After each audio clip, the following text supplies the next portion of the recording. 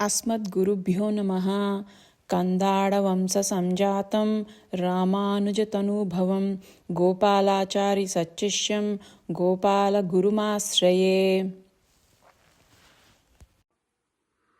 கரவைகள் பின் சென்று காணம் ஜேரந்துன்போம் அறிவொன்று மில்லாத ஆய்குலத்து உன் தன்னை பிறவி பெருந்தனை புண்ணியம் யாமுடையோம் குறை ஒன்றுமில்லாத கோவிந்தா உன் தன்னோடொருவேல் நமக்கிங்கொஜிக்க ஒழியாது அறியாத பிள்ளைகளோம் அன்பினால் உன் தன்னை சிறு பேரு ஜைத்தனவும் சீரியருளாதே இறைவா நீ தாராய் பறைయేలో రెంబావాయ్. ఇప్పటి వరకు గోపికలు కృష్ణుని మహిమలను స్తుతించారు. ఆయన మహిమలను గుర్తు చేశారు. ఆయన్ని నిద్రలేపారు. ఆయన్ని తమ వ్రతఫలంగా కోరారు. ఇప్పుడు ఈ పాసురంలో నిజమైన భక్తుని లక్షణాల గురించి తెలుసుకుందాం.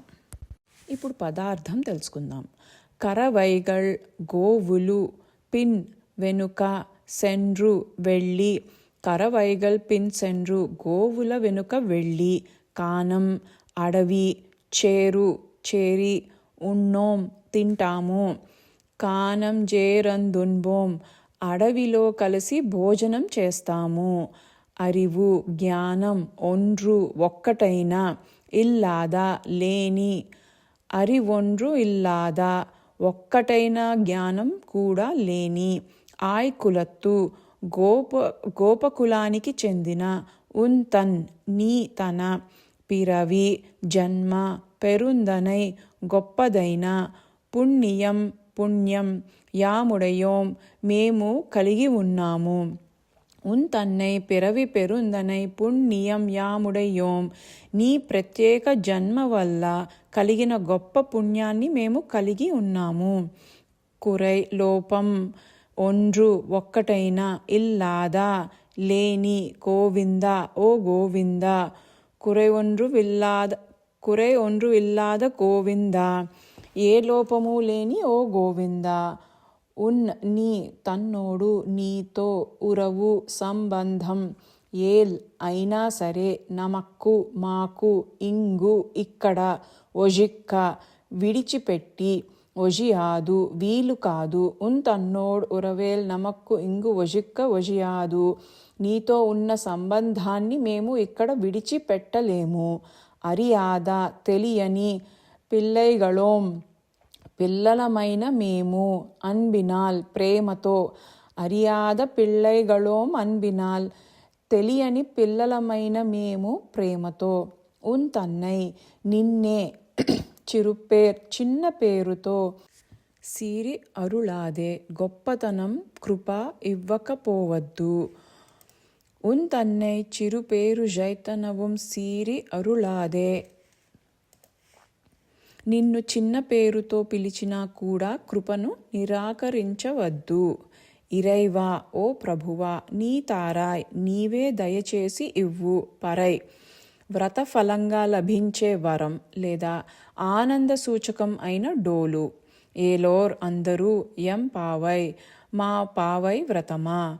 ఇరైవా నీ తారాయ్ పరయేలో రెంబావాయ్ ఓ ప్రభు అందరికీ పరైను ఇవ్వు. మా పావై వ్రతమా.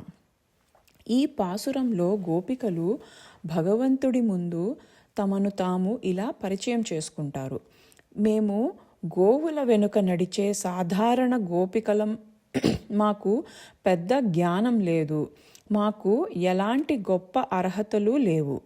మేము సంపద, సుఖం, స్వర్గం ఇవేమీ కోరట్లేదు. మేము కోరేది మీ కృప మాత్రమే.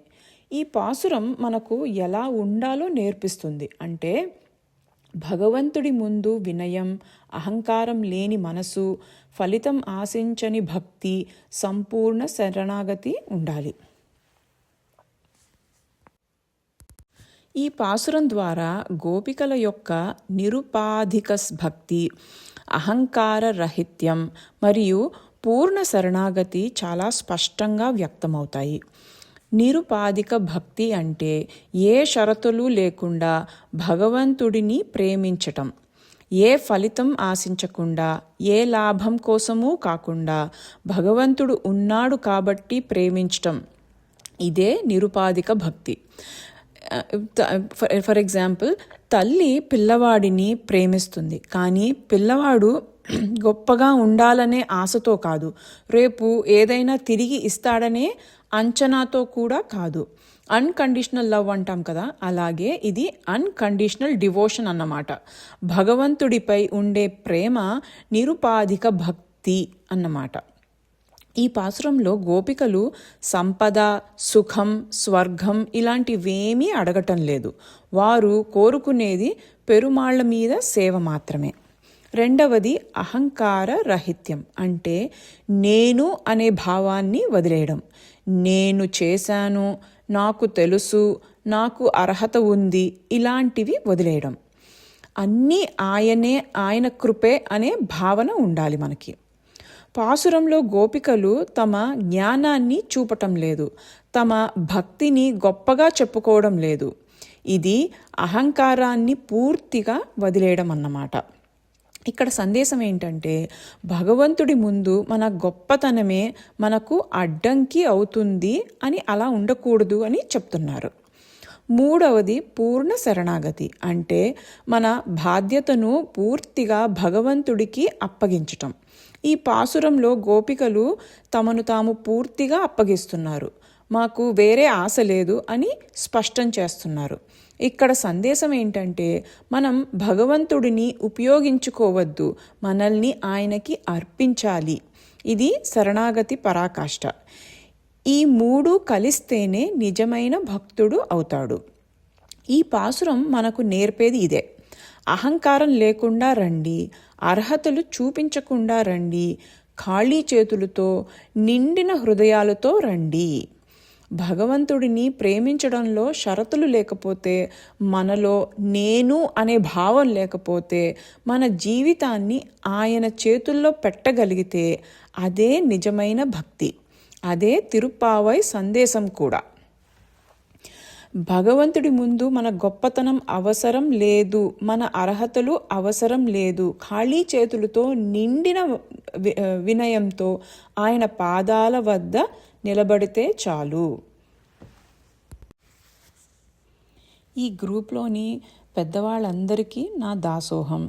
తప్పులు ఏమైనా ఉంటే మన్నించండి.